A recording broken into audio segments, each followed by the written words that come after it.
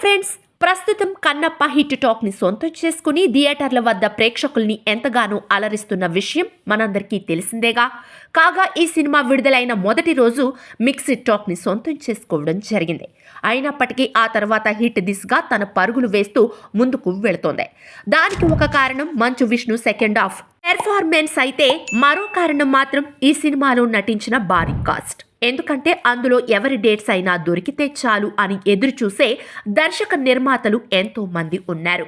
అలాంటి star cast ని కన్నప్ప సినిమాలోకి తీసుకోవడం జరిగింది. మరి అలాంటి స్టార్ కాస్ట్ కి ఆ రేంజ్ రెమ్యూనరేషనే ఇచ్చి ఉంటారు అనుకుంటే మాత్రం మీరు పప్పులో కాలేసినట్టే.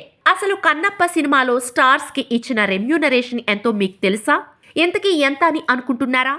మరి దానికి సంబంధించిన పూర్తి వివరాల్లోకి వెళితే ముందుగా ప్రభాస్ గురించి తెలుసుకుందాం. ప్రభాస్ ఈ సినిమా కోసం అసలు రెమ్యూనరేషన్ అనేది తీసుకోలేదంట. ఈ విషయాన్ని పలు సందర్భాలలో మంచు విష్ణు మరియు మోహన్ బాబులే తెలియజేయడం జరిగింది.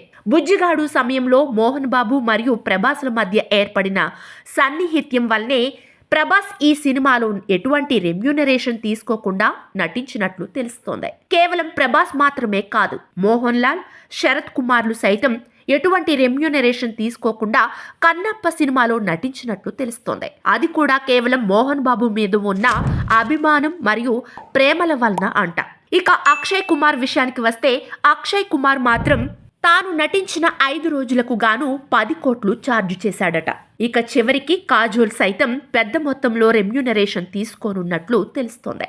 అంటే ఈ లెక్కన కన్నప్ప సినిమా రెమ్యూనరేషన్ల వలన భారీ బడ్జెట్ మూవీ కాలేదు అన్నమాట.